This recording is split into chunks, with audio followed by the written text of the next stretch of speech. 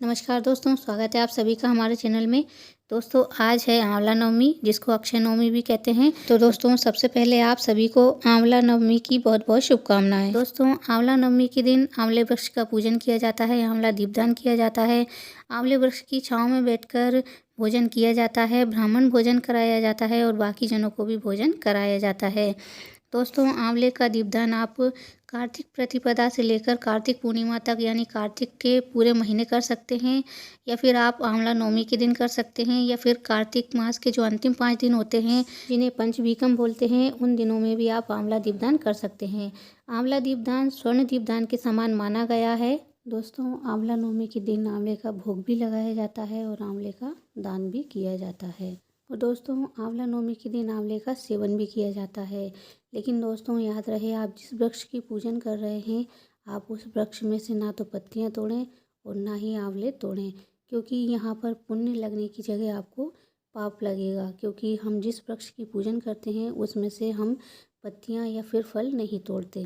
दोस्तों आंवला दीपदान सुबह ब्रह्म मुहूर्त में यानी सूर्योदय से पहले किया जाता है और शाम के समय यानी सूर्यास्त के बाद जब प्रदोष काल होता है उस समय किया जाता है। और ये देखिए दोस्तों, यहाँ पर मैंने आंवला दीपदान करने के लिए आंवला तैयार कर लिए हैं। आप देख सकते हैं इस प्रकार से आपको तैयार करना है।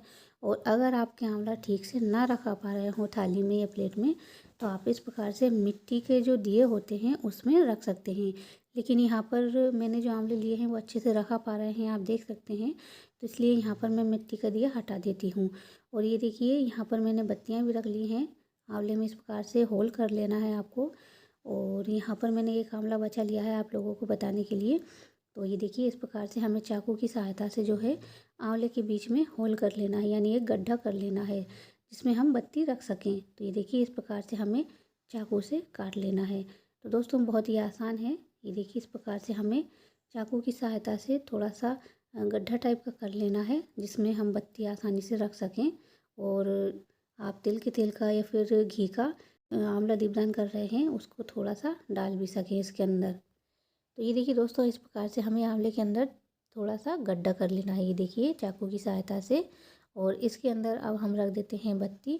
तो दोस्तों आप सामर्थ्य अनुसार घी का दीपदान या फिर तिल के तेल का दीपदान कर सकते हैं। और अगर इतना भी सामर्थ्य नहीं है तो आपके पास जो भी तेल आप यूज़ करते हो उसका आप दीपदान कर सकते हैं। तो ये देखिए पहले मैंने घी डाल दिया था, लेकिन अब थोड़ा थोड़ा घी और डाल देती हूँ मैं इसके अंदर। आंवले की जो दीपदान करते हैं ना वो ज़्यादा देर तक नहीं जलते हैं, क्योंकि आप देख सकते हैं यहाँ पर हम ज़्यादा घी या तेल नहीं डाल पाते हैं। और ये देखिए अगर आपका कोई सा भी आंवला इस प्रकार से थाली या प्लेट में ना रखा पा रहा हो तो आप मिट्टी के दिए में रख सकते हैं।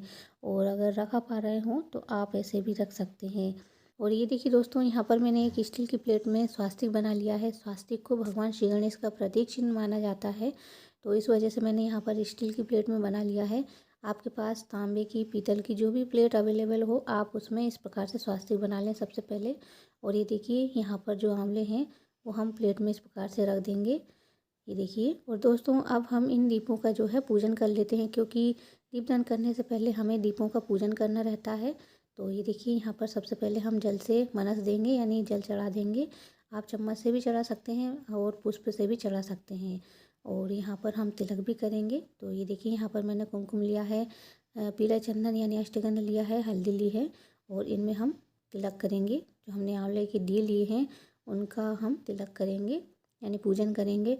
और आप जो भी दिए लें और दीपदान से पहले सबसे पहले उनका पूजन करें। तो ये देखिए इस प्रकार से हमने कुमकुम लगा दिया है, हल्दी लगा दी है, और इसी प्रकार से हम जो है जो पीला चंदन लिया है हमने, अष्टगंध लिया है, उसका तिलक भी कर देंगे। अगर आपके पास पीला चंदन ना हो, अष्टगंध ना हो, तो आप हल्दी से भी और कुमकुम से भी पूजन कर सकते हैं। और तिलक करने के बाद हम यहाँ पर तिल चढ़ा देंगे, क्योंकि कार्तिक माह में तिल का विशेष महत्व होता है।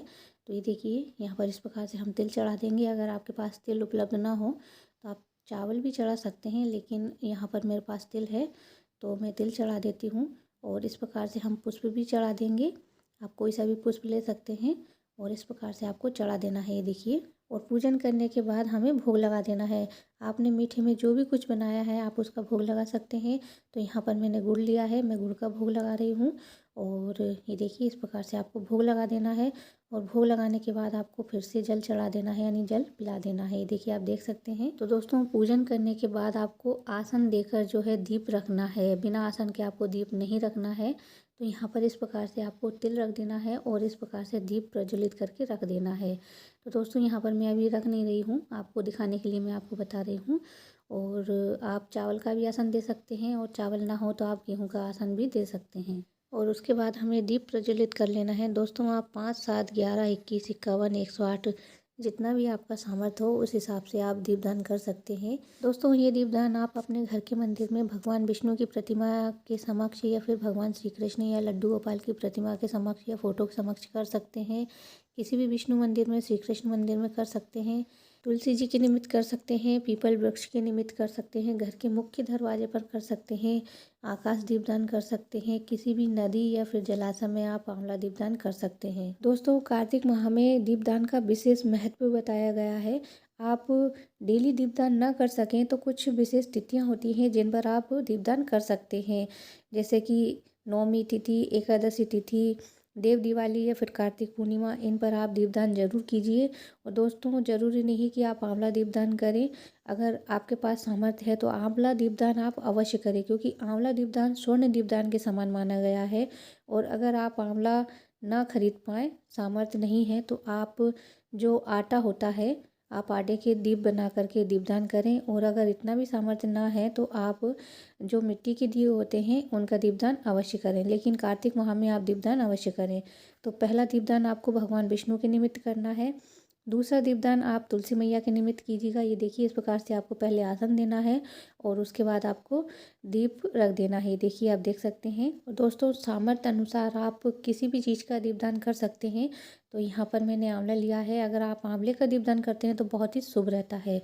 और तीसरा दीपदान यहाँ पर मैं आकाश दीपदान कर रही हूँ। आपके घर में जो भी सबसे ऊंचा स्थान है आप वहाँ पर आंवला दीप रखकर उसको आसन देकर जो है दीपदान कर सकते हैं।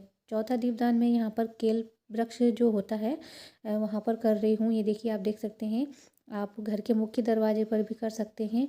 और पांचवा दीपदान मैंने यहाँ पर जो है पीपल वृक्ष के निमित्त किया है। ये देखिए ये पीपल वृक्ष है और यहाँ पर मैंने आंवला दीपदान किया है। दोस्तों आंवला नवमी के दिन किए गए दान का कभी भी क्षय नहीं होता है। आप दीपदान करें या फिर कोई सा भी दान करें, उसका कभी भी क्षय नहीं होता है, इसीलिए इसको अक्षय नवमी कहते हैं। दोस्तों कहते हैं कि आंवला नवमी के दिन किए गए दान का, दीपदान हो या कोई सा भी दान हो, उसका फल हमें इसी जन्म में मिल जाता है।